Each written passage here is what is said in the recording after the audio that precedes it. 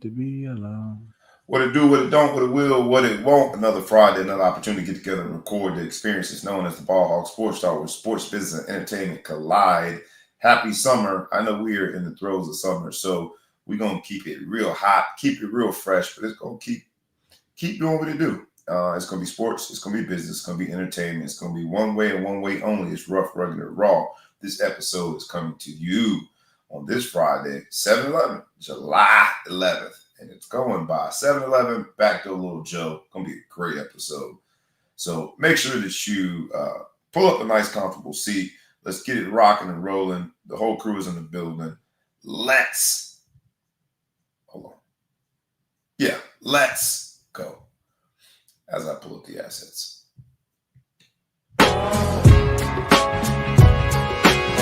Wake up, wake up, wake up, and stay woke. Because this is the BallHog Sports Talk with your boy, B. Brown, ESQ, a.k.a. the Ball Hog, a.k.a. the Mouth of the South. This is the place where sports, business, and entertainment collide. And we're going to give it to you rough, rugged, and raw, so come get you a spoonful, like some grits with butter and salt. You know how we do it in the South, y'all. Make sure you do not get caught in your feelings. Strap on your seatbelt and enjoy the ride. Come on, let's go.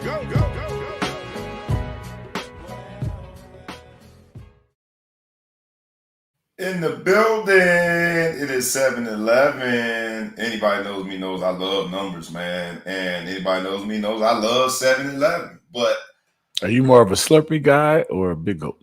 I think you got to go with a pause there. Neither. I'm going to go to the section with the sunflower Only people that had, that pause stuff, I don't think like that. Hey, man, you know, if it's coming out of my mouth, this pimp all the way strong. I coach young kids, man. I got you guys stay on your P's and Q's. That's so East Coast, though. They'll say this Chicago. We don't pause. I'll just go for sunflower seeds. I like sunflower seeds, so 7-Eleven is my go-to. Every once in a while, I'll go get me a snack. Trying to eat a little healthier now that I'm knocking on 50's door loud and proud. I don't do too much of the other stuff anymore. But 7-Eleven is a go-to. Before Walmart, before all these other places, man, 7-Eleven was a go-to. You go get anything there.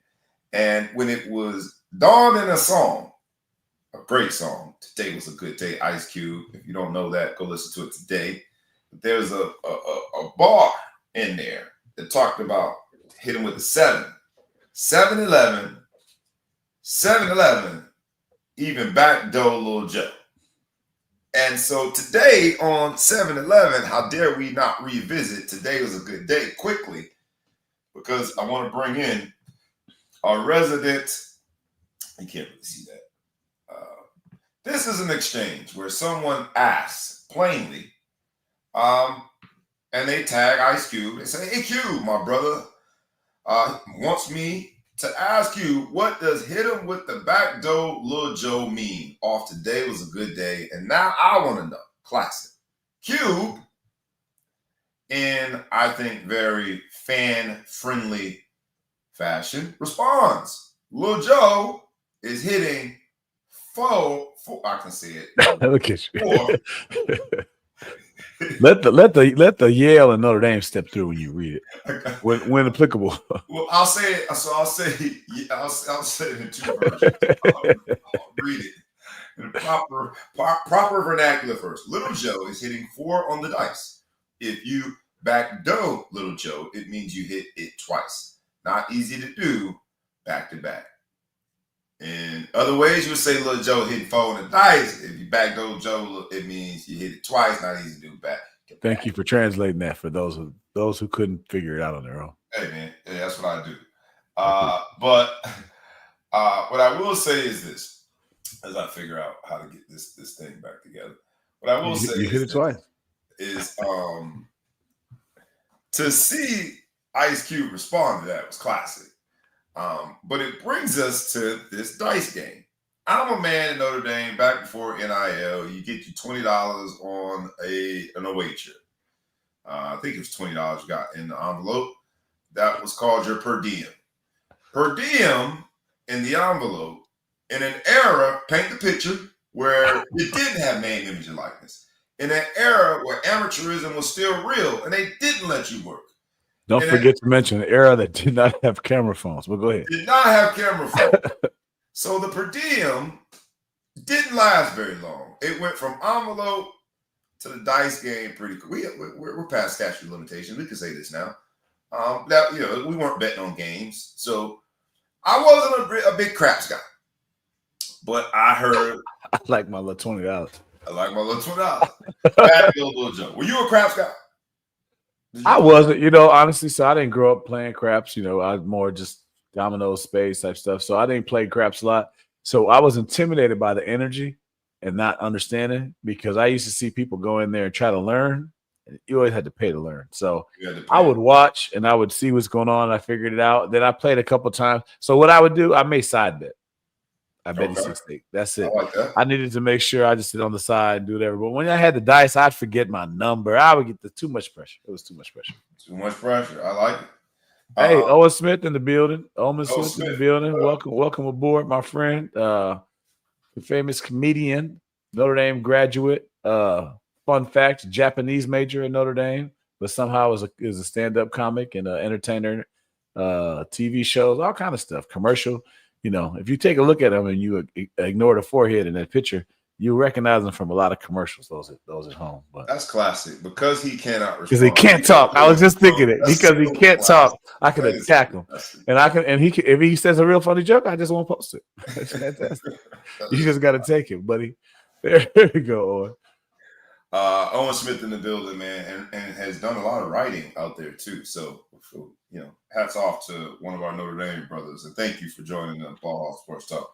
But that Notre Dame vibe of people gambling and back to Lil Joe is sort of like that bar. And today was a good day is basically saying all of these things happen, and he hit 4 twice on the dice. Mm-hmm. And on this day, 7-11, the reason we went with this Ice Cube bar as our title, anyone who's ever watched knows we put a lot into our title, is because the NBA this week, a lot of people, they hit craps, bro. Had a good day. They hit 4 twice. They got paid. You've got these contracts. OKC had 3 guys coming off a rookie contract. Their big 3, which was built organically. In SGA, you had Chet Holmgren, and then you had Jay Will. All of them got paid this week. And I think looking into their contracts, right, you get dangerously close to seeing just how much money is going into this NBA, such that people are inches away from being, on an annual basis, $1 million per game player. That means as you're watching TNT and enjoying, not TNT anymore, but hopefully still get to enjoy Barkley and the crew do their thing. And halftime, there's someone making $1 million per game. We're getting to that threshold. You got to think with load management, we're already there. There's no way per game in terms of the games that they play. I'm saying per game, they're in there. You start breaking that down by the quarter. If you have a scoreless quarter, should there be some sort of a deduction though? Like if you don't score in a quarter, you lose $250,000. I mean, you've actually done nothing. If you don't record a stat, like if you're in there, if you do this, then you come out, that's 10 G's. 10 G's. To get paid that much money and come up scoreless, as I think at least I wouldn't call it a felony, but at least a misdemeanor. Should be criminal. But I don't think that any of the guys that just got the big payday are likely candidates to go scoreless. You had SGA projected to earn $79 million per year. There's only 82 games. And even for the guys that struggle in math, that would be the Big Flow Show and myself, anybody who didn't major in math, that's close to $1 million a game. In fact, it comes out to $963,000 per game. Per game.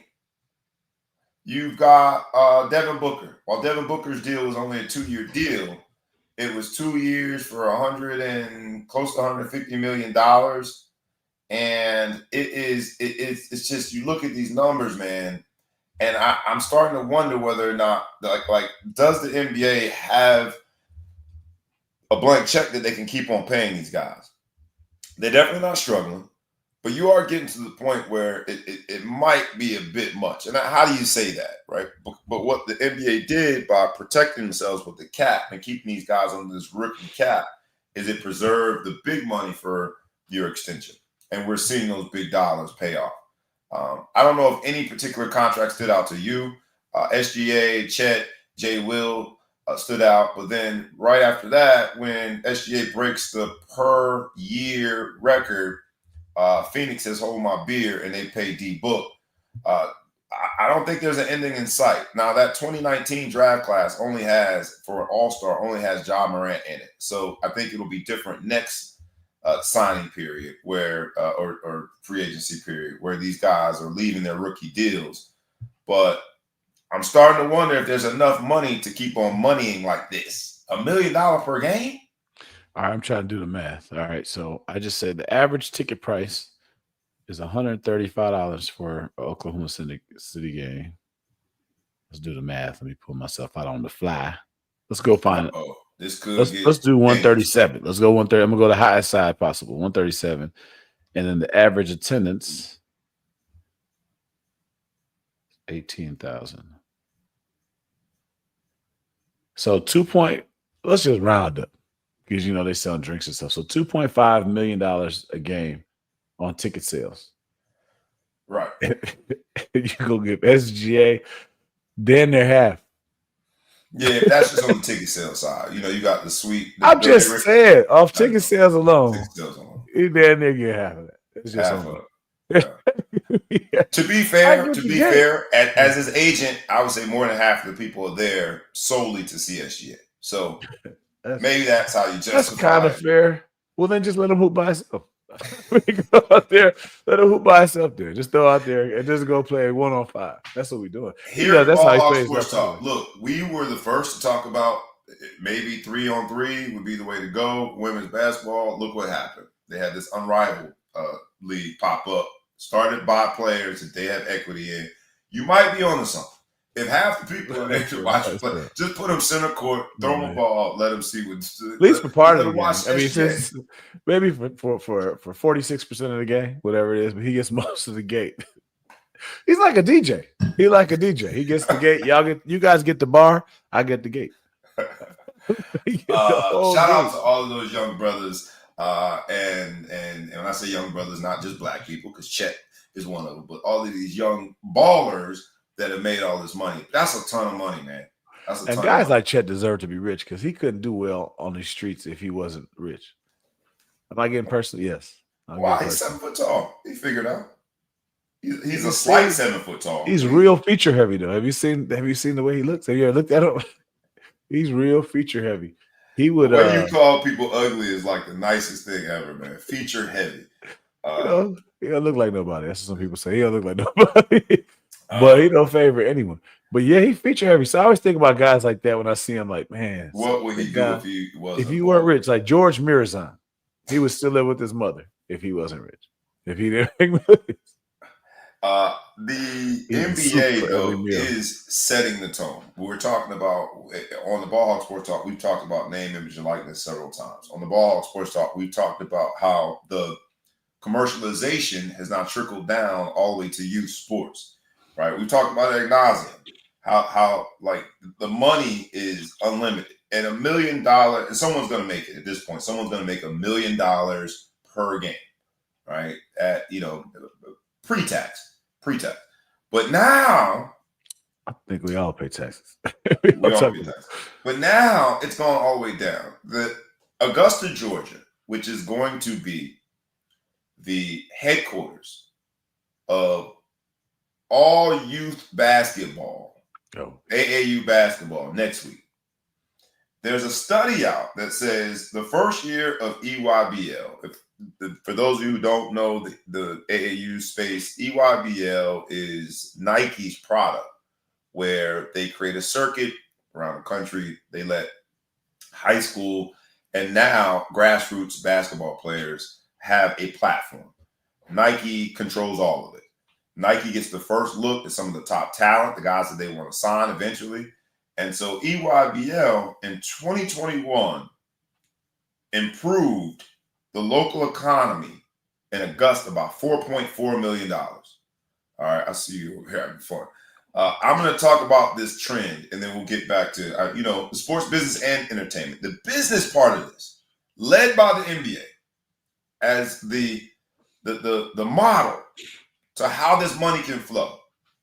A local economy in Augusta, Georgia, other than the Masters, there's no reason that you would ever hear anyone say that they have taken a flight to Augusta, Georgia.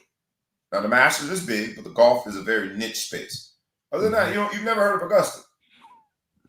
$4.4 million in 2021.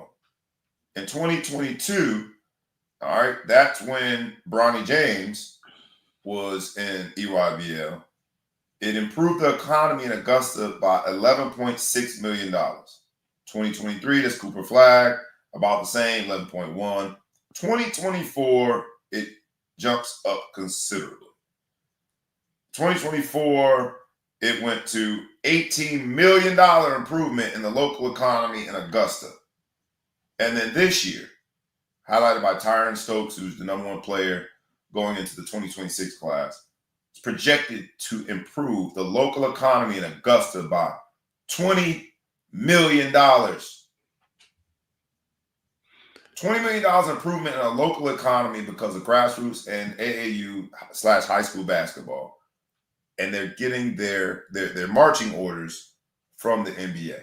The money is alive and well in basketball, and the NBA, now that they are getting dangerously close to $1 million per game threshold for their players, their marquee players, their superstars, has led the way.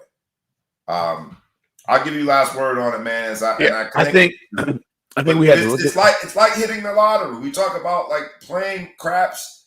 It is back Doe Lil Joe. You're hitting for twice for the players, making $1 million per game, but also for Nike to have identified this cash cow such that a local economy in Augusta could be improved in a matter of 10 days by $20 million.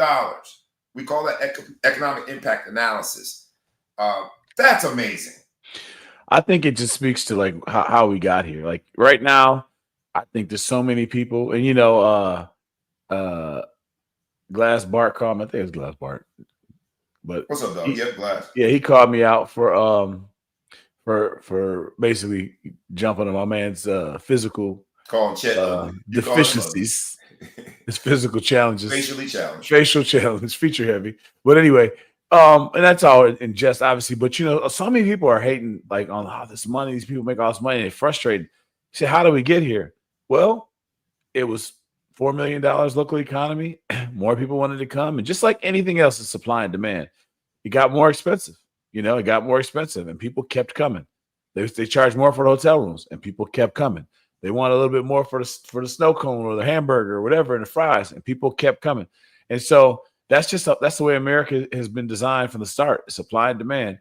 And the demand's gotten so great. And the only thing I will say is, I'm just happy it's filtering through to the actual players and the people who are responsible. Because in the past, just like the music industry or just like anything else, the entertainment was the ones that didn't make the money, and everyone just got rich. The business owners got rich on the sideline, and none of it trickled back. So I'm happy now that, at Peach Jam, you got some high school kids that probably have marketing deals already, because, at Peach Jam, somebody's going to unfortunately blow a knee or twist an ankle or do whatever, and things will be done.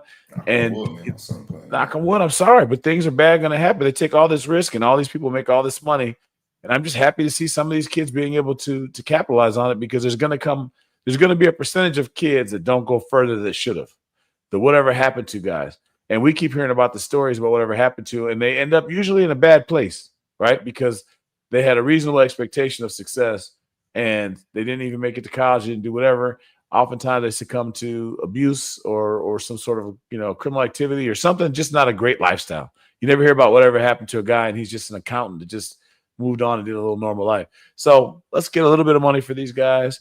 We're watching TV. We're coming out. We're staying in hotels. We're doing whatever, entertaining ourselves. And, that's how we got here. That's how we got to almost $1 million a game because they can. Imagine what the guy who's paying them is making per game. To your point, Mikey Williams, who was a viral sensation from San Diego, California, there's a new article out there that talked about basically how the mighty have fallen. Mikey Williams was a household name. He was one of the first that went to these academies that was constructed around the athlete. And here at the BallHog Sports Talk, we found that very interesting, right? This is where sports, business, and entertainment collide. He was so entertaining that he created this viral sensation. He was a marketing genius. From a sports standpoint, the purists all critiqued his game and wondered whether or not he could make it. And he is not that tall. But from a business standpoint, I think he was just on the earlier side before name, image, and likeness was institutionalized. And so he ended up at UCF after getting in some trouble, was at Memphis, and now he's going to, I think, Sacramento State. But there's this article. Don't sleep on Sac State because they're turning their athletic department around, and they paying people. Yeah, to do so it's not what most of us traditionally would think is this big step down traditionally. But from a platform to hopefully propel yourself into the NBA, it is sort of a step down. Mm-hmm. And so that's what the article is talking about. It's just how how the mighty have fallen. So I will say this, and you made a phenomenal point there, Big Flow Show. The fact that the riches are being shared somewhat, and there's a little bit more equity through name, image, and likeness is a good thing. And then the NBA leading the way with potentially, we are dangerously close to $1 million per game player, just based on the salary and the number of games. It's going to happen very soon because they're about $79 million now per game, which is. I just want everybody to know I've been in the gym. So $963,000 per game at $79 million per year. I've been in the gym. If I could pull off one contract, I'm good. I don't need to re-up. I don't need an extension. Give me a 10-day contract. What do you think 10-day contracts going for these days? I don't know. You know what I'm saying? I don't know. Remember they used to get those 10-day contracts? 10 days. For that kind of money, I figured out for those 10 days. Did you think last night, talking about the business end of it, the second highest, I think, in terms of value or price for a ticket for a Summer League game was last night? The highest was Wemby's debut. Second highest now was Cooper Flagg's debut. And who did the NBA in the Summer League make sure that Cooper Flagg went up against? LeBron James Jr. Bronny. And so it was must-see TV for those who are really interested in the Summer League. It's must-see TV for people who want to get their first look at Cooper Flagg. It's must-see TV for those who find themselves in the camp of always finding something to talk about when related to Bronny. Last night. That said, I hope you missed it. I was going to say, you watched it from the beginning to end. What did you think? Trash. It was the scientific defined term. Trash. It was so bad. I mean, it was so disappointing in so many ways. First of all, it was like a low-level AAU. It was like the consolation championship. You know what I mean? Like, yeah, just it didn't seem like there was any good players out there. And what I didn't like about Cooper Flagg, I would be nervous because I don't remember Wemby looking like he couldn't score. Cooper Flagg couldn't beat anyone off the dribble. All his shots were bad shots. He shot 21 times, had 10 points. Mm-hmm. I mean, the Bronny James didn't look good. He shot 9 times and had 8. I thought it looked terrible, man. It was embarrassing. It just everything was Mustafa says. So I was on the phone with you at the risk of telling people and divulging our conversations. I don't want to be that guy. But I was on the phone with you when you were watching, and you made almost this exact same statement. I appreciate you, my man Mustafa, who commented. Everybody who commented, I might as well say it now. Please like, comment, share, tag a friend, tag a foe, tag anyone that you know. And please subscribe to the YouTube channel and the podcast. Those who have commented already, we appreciate it. Keep the comments coming. Mustafa, who's one of our live audience members, says Summer League is adult AAU. And I think that might have been your exact quote as I'm on the phone with you last night. You said something to the effect that this looks like mediocre AAU. I kept thinking it was a stretch. it was like, this is just a bad stretch. It was bad, man. And I tried to give Cooper credit. I said maybe he's got a quiet 15 on 30. He had a terrible 10, and he had the ball in his hand every possession. And they're like, "Do you?" He couldn't beat anyone off the dribble. And I'm like, okay, these young superstars, when they came in young, they were getting to the cup because it wasn't like he was getting beat up by Meta World Peace. This is another nobody who was playing D on him, and he couldn't beat anybody off. Nobody, but not a household name. Dang. But I'm saying it wasn't like he needs to adjust. Like, okay, well, he got to the NBA. Now he's with the big boys. He's got to adjust. Yeah. You're playing against people who just came out the same level that you did. Granted, he's 18 years old, but like, if you can't get to the cup in this lack of defense type NBA that everyone's trying to say at all, when you see really the good basketball players. Yeah, the 3-and-D guy, someone who's making that big salary only everybody because of their defensive prowess. Yeah. When is it going to happen against one of them is what you're saying. Yeah, so I'm like, but you got to be able to get your shot. Most of his shots were fadeaway, off balance, and he shot air balls. Oh, it was terrible. It was terrible. I'd be worried. If I was them, I'd be worried. In real time, man, breaking news. So the American in the semi is down. Mr. Fritz is down 2-1, but it's 4-4 in what is now a very important set. Taylor Fritz. Wimbledon, gentlemen and ladies. Yeah, had to be breaking news. To your point, though, frame a little bit. To your point, although Cooper Flagg had the performance in which you've highlighted, and I think done an accurate job. I didn't watch the game, but I've talked to other people and watched the highlights. The headline for ESPN says Flagg makes, in semi-quote, winning plays in uneven debut. So what you're calling trash, and that you didn't like the performance whatsoever, ESPN is smart enough not to trash what is now like the cash cow for basketball. And that's the whole topic we just avoid. What just happened there? We all see what happened there. You see what happened there? You see what happened. We don't avoid the topic. We can't avoid the topic. Just no. Avoid the fact. I just think it's. I mean, come on, man. What are we protecting him now? We can't. The big millionaire can't take a couple chin shots. You know. He is the cash cow for being the first American-born white NBA player to be drafted number 1 overall in the NBA, being the first since 1977. You better believe they're gonna protect the cash cow, and ain't nothing wrong with that. I don't think there's anything wrong with that. This is the BallHog Sports Talk, where sports, business, and entertainment collide. We are overreaction. That is important. We are an overreaction society, and I'm overreacting. But he looked bad. It's how he looked bad. You know what I mean? That's the thing. It's what he couldn't do. He could never, ever get an open shot. And I'm just like, I don't even know who's playing D on him. I never heard of him, never saw him before, whatever. And that's the part. Bronny. They showed one exchange where it was Bronny. And no, Bronny, he's so much bigger. There's no way Bronny could cover him. Yeah, I thought he did a very good job. It was after a timeout, side out.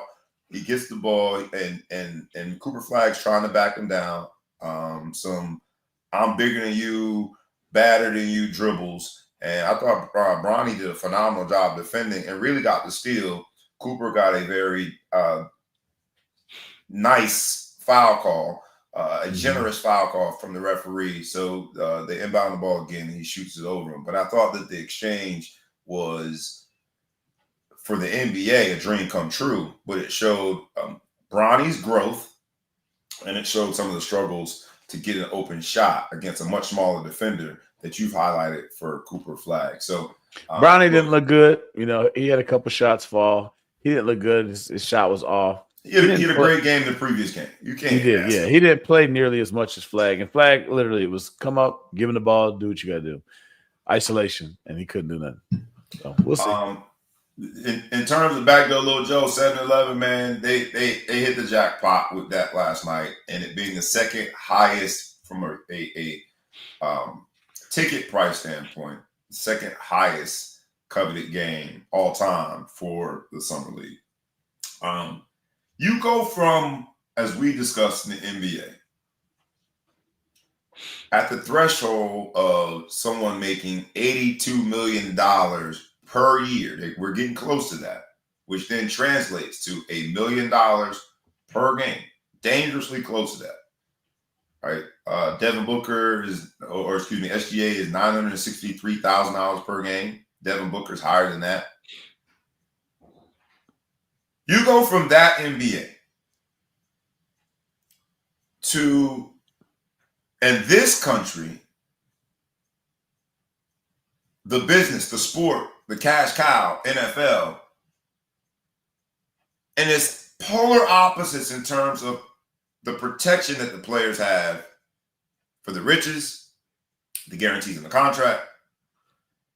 You would think, when you're looking at how big the business is in the NFL, how central it is to our entertainment as a country, you would think that those players have a lot more protection. And unfortunately, you couldn't be any further from right if that's your assumption. We've known that since the beginning of time. For those of you who've ever asked why, if you've ever asked why, this story, I think, gives you a glimpse into why. The current executive director of the NFLPA, which is the union on behalf of the players, is involved in the most interesting scandal that I've seen in a while. He's got a lot of concerning situations that are being scrutinized now, including having interest in a private equity company that is involved in potentially buying stake in the NFL and getting payout for. He's got a lot of concerning conflicts. But the one sounds like the president of the United States. Oh, my bad. Yeah, don't do that. Don't do that, man. Polarized. Don't you dare make comments. I'm sorry. Just, But this executive director of the NFLPA, which is the union that is supposed to protect and represent the players, that's why it's called the Players Association, Lloyd Howell, who took over from DeMaurice Smith in 2023, they voted him in.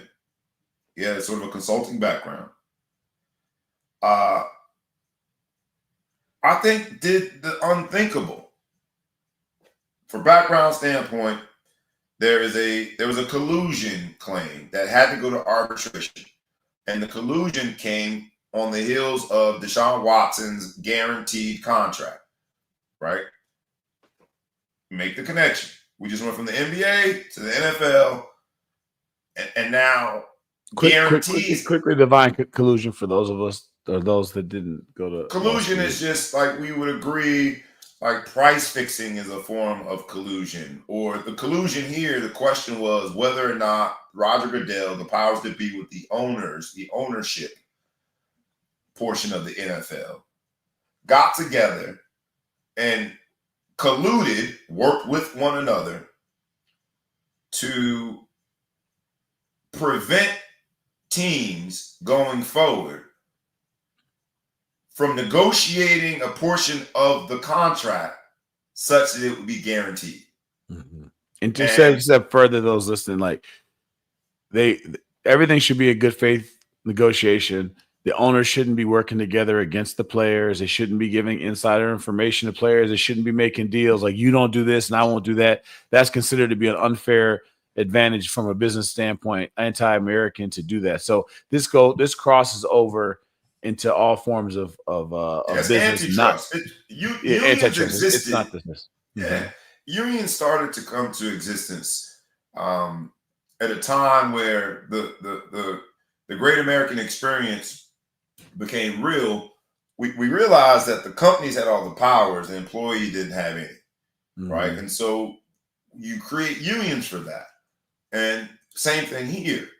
So this collusion that was sent to arbitration and dealt with, and the ruling came out And they said it wasn't enough to say there was collusion, meaning that these owners didn't collude to the point where it reached violation. But in this ruling, it also said that there's some very problematic points of it. The NFL has to do better. There were some things that would help the players or the agents that were representing the players. It would be good information to know. The executive director of the union, Lloyd Howell, executive director, he's basically the CEO of the union. I don't know why, but agreed with the NFL to keep that confidential, which is mind-boggling. And let's take a little step back. So those who don't pay attention or follow this, there was a deal struck when Colin Kaepernick said he was colluded against to be kept out of the NFL. A lot of people were frustrated with him for striking a deal and not taking it there. And the reason why is there's a long history of accusations of collusion when it comes to how the NFL operates. And when you have an opportunity to expose it, and that's the only chance you have a chance to stop it. So now you have a time where I saw some of the text messages kind of when they were building the case, and they were talking about, I think, Kyler Murray and how that worked out with one of his negotiations, and they were trying to do it. And they were alluding to, how little they guaranteed Kyler Murray, and, basically pointing to the fact we don't. Everyone's mad at Cleveland because they gave Deshaun this big guaranteed contract. They mad at us because we're a good team. They mad at us because we're a good team. Good team. It's kind of like, for those in real estate, when someone sells a house for really cheap on the neighborhood, you're like, man, you messed the whole market up, right? Yeah. We want a comp. Give us a great comp, And so now there's comparables. That's first thing you're going to do is point to a contract. Well, you gave Deshaun, he got fully guaranteed money. So they're going to work together and say, all right, we have to make that the outlier. We have to make that something. We can't start from there. I understand the temptation, right? So we're going to do it. You have to know what's going on. If I own a team and you own a team, even though we're competing against each other, we both are it's in our best interest collectively as team owners and not of the players to make sure that doesn't happen. But that's not free market America. That's not how it's supposed to work. So it's antitrust, and you go through there. So just giving background for some people that don't really care. If you're not pocket watching it, looking at other people's money, you may not think about it. But this was an opportunity for the NFLPA president to finally have them kind of dead to rights and show some of the dirt to make them stop, to scare them to stop. And he, for no reason that would ever benefit the people that he represents, there's no logic behind it, he agreed to keep it confidential. And that makes your eyebrow go up. Like, why would you ever do that? It's completely against what you should be, your charter, and what you should be doing. So your job is to protect the players.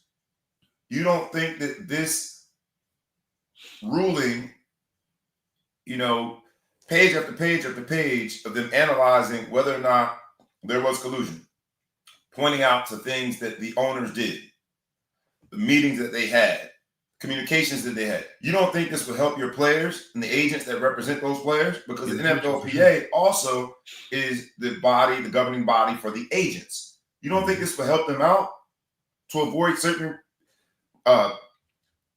clauses and contracts, to know what to avoid, to know what to ask for? You don't think this will help them out? And you've agreed to keep this confidential? For what purpose? The only person that or entity that stands to gain from this being kept confidential is the NFL. And so for those of you who for generations have wondered why you have these two major leagues, these businesses in our country, one being the NBA that is notorious for having guaranteed contracts, this 82 million threshold that we're going to get to, $1 million per game that we are eventually going to get to, is so beautiful because it's guaranteed. Versus the NFL, that the contracts aren't even worth the money that they're written on. They are basically felonious pieces of paper, and it's a much more dangerous sport. For those of you who've wondered for years, how can you have these two major power brokers in terms of businesses for entertainment in our country, sports related, how can they be so vastly different on polar ends of the spectrum for protections? If you've ever wondered, this is why. there are example of conflicts of interest, and this just being the latest. So I hate to opine for brothers to lose their job, but having been an NFL player, having seen how little protection that we have, having heard the conversations that you're having in these NFLPA Player Association meetings, knowing that the PA rep is normally someone that's played for 10 years, you don't represent the majority. The average NFL career is right at 3 years. Yet the NFLPA rep on most teams has played for 10. How can you represent my interests? This is why.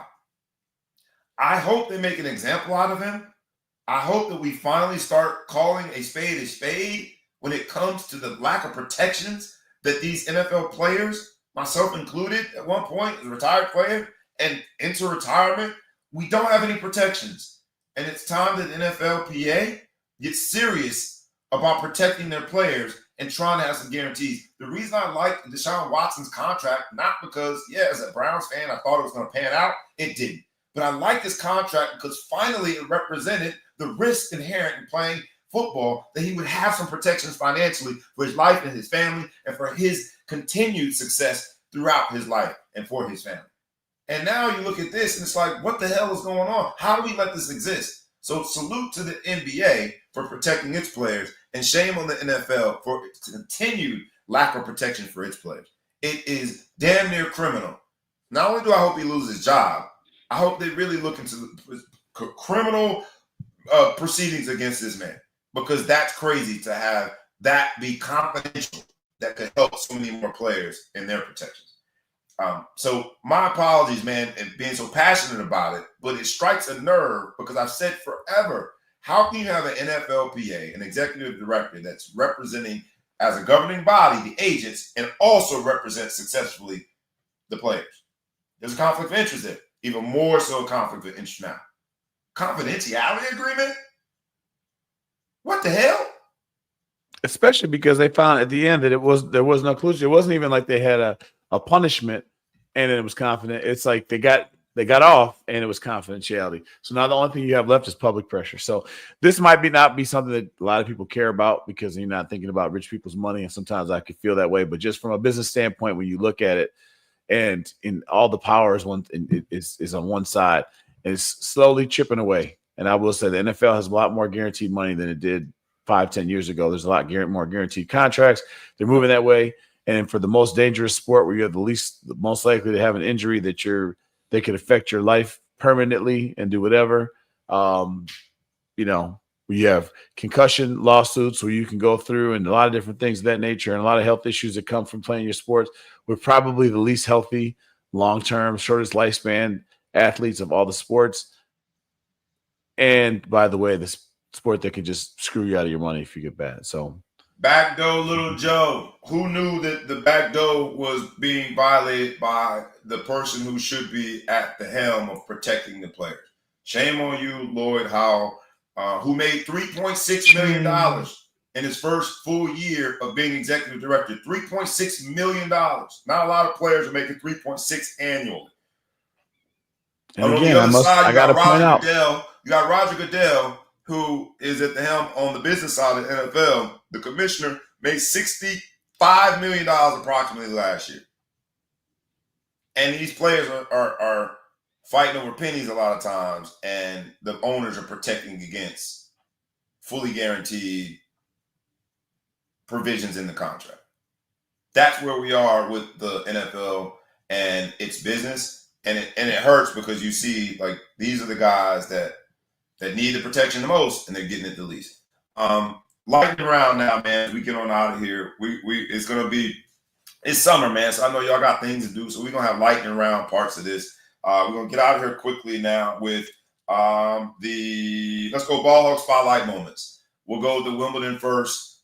We talked about the American man who was playing in the semis. I don't know what he's doing right now. I don't have the latest update, but there is a woman in Wimbledon who's playing in the finals tomorrow. American Amanda Anisimova is playing against a lady from Poland So she's the 13th seed in the world, playing against the number 1 seed in the world. Taylor France is, like you said, playing in the semis now, playing against a Spaniard, the number 2 in the world. So hopefully we can get somebody in the finals, man. It's been forever on the men's side. We had America in the finals, but hopefully they get to the finals. Let's go, Mr. France. Taylor France, on behalf of America, 1 week removed from 4th of July. Let's do it, Taylor. USA. A Wimbledon mention on our show. Last thing is 2 things. Najee Harris had an eye injury 4th of July, messing with fireworks. There were a lot of people who were injured. It's only fun until somebody loses an eye. So someone loses an eye. And while he didn't lose a finger, a lot of people were hurt in whatever this incident was. Someone in the group of people who was hurt did lose fingers. And how dare it not bring us back to you-know-who with the fireworks. What's his name? Pierre Paul. I should know my Haitian brethren. What's it? Pierre Paul Garçon, PPG, whatever his name is, whatever it's called. Yeah. But hey, NFL players with no guarantees, they got to collude NFLPA executive director. Stay away from the fireworks. You got no damn guaranteed money, man. Simple and plain. It's a bad combination. You can't light the fireworks till it's dark out. You know when it's dark, you've had a couple drinks. And it's the opposite of Ice Cube. Today was a good day when you blow off your fingers or mess up your eye trash. And 4th of July.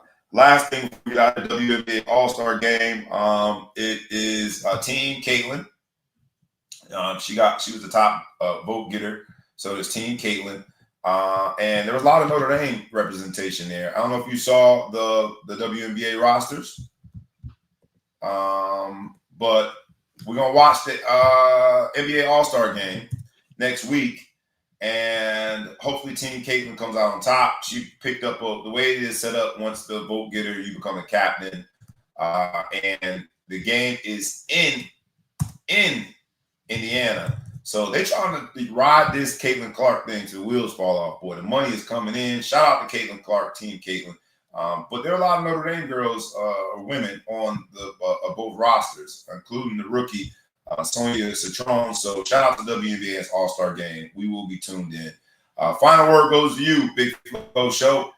Well, we missed last week, so I didn't get a chance to pay tribute to a dear friend of mine that passed away, Oliver Gibson. Lost a long-time battle he had with diabetes, I guess you could say, and the complications that come from that. Oliver and I, those that know us know we have had a very back and forth relationship. I love the guy to death. He's the first guy to get me to do a podcast. So, it's kind of interesting to be on this platform or whatever. But as me and Oliver were, we battled. We had a podcast together for a while. Then I had one alone. And now I've been working with you now for the last number of years and settled in. But he definitely is the one to kind of kick me in the butt and get it started. But he was more than that, just definitely a good teammate. Played the same position a year apart, both from Chicago. Had a long time NFL career. And, when I look at some of the things we talked about, the guaranteed monies and stuff, he definitely didn't die down on his luck or anything like that. But, the things that you have to do to make your human body persevere in football is more unnatural than any other sport, I think is a fair comment, especially when you play on the line. The amount of food you have to eat, the way that you have to lift, the way that you have to just get yourself whatever. OG and it's very taxing. A defensive lineman, for those who don't know. He was a defensive lineman that started off as a linebacker. He was high school defensive player of the year at linebacker, USA Today player of the year. Had to gain weight to become a lineman. Then you had to maintain that weight. This guy didn't drink or smoke or do anything like that. But, you start eating. It's kind of hard once football's over to stop. And, you got family history there. And unfortunately, he and his father passed, I think, at the same age in the same manner. But sad day for me. It's going on 2 weeks right now. Those that know him will be announcing his funeral. They're going to do a celebration life.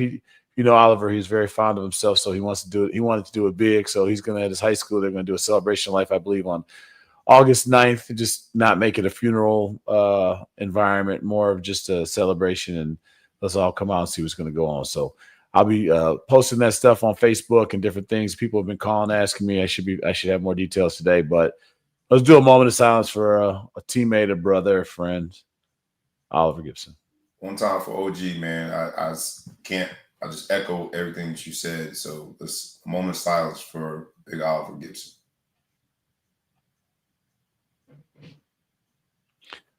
On that note, my friend, I'm off to another funeral. So, unfortunately, another friend of mine lost their parent.